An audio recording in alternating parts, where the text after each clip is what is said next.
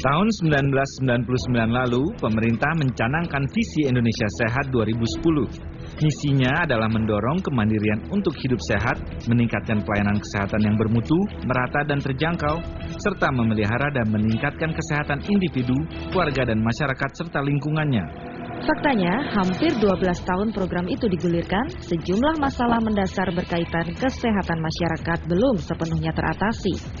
Perbaikan gizi, layanan kesehatan yang murah dan terjangkau, serta harga obat yang terjangkau masih menjadi dambaan masyarakat.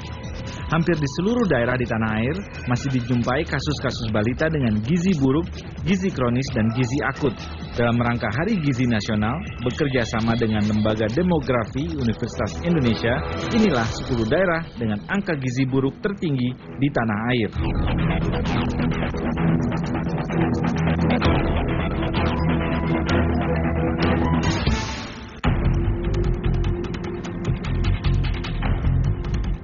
Meski hampir 5 tahun terakhir, angka kasus gizi buruk di Sulawesi Selatan cenderung turun, namun penanganannya dianggap masih lamban. Menurut Dinas Kesehatan Sulawesi Selatan, hal ini disebabkan dengan pencairan dana dari pemerintah yang berbelit. Dari sekitar 8 juta penduduknya, diperkirakan sekitar 124.000 balita di Sulsel tergolong bergizi buruk dan gizi kurang. Jadi kalau kita lihat di daerah selatannya memang agak sulit. Agak banyak kesulitan, pertama akses terhadap air, daerahnya kering, sulit untuk tumbuh secara normal tanaman, malah kandungan gizinya juga cenderung lebih sulit. Nah, kalau dia harus impor makanan dari tempat lain, harganya menjadi mahal. Data Departemen Kesehatan 2 tahun silam, jumlah keseluruhan dalam suatu keadaan tertentu atau prevalensi gizi buruk dan gizi kurang di Sulsel mencapai 17,5% atau sekitar 124.000 orang.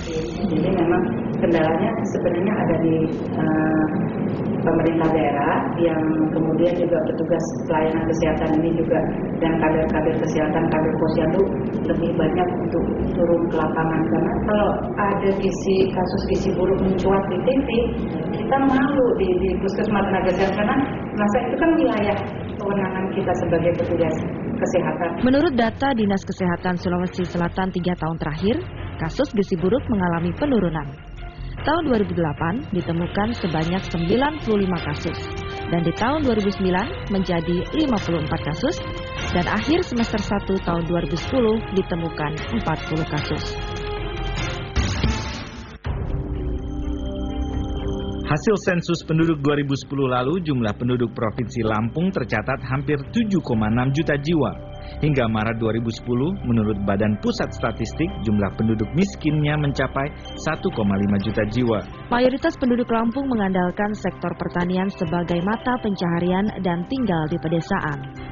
Sebagian besar masih kesulitan akses layanan kesehatan. Itu sebabnya dalam beberapa tahun lalu hingga kini, Lampung tergolong rawan kasus gizi buruk dan kurang. Akses fasilitas pelayanan kesehatan ini yang belum bisa terjangkau oleh masyarakat secara keseluruhan, besar kemungkinan seperti itu, sehingga data-data yang terekam oleh petugas kesehatan ini lebih kecil dibandingkan provinsi-provinsi yang lain.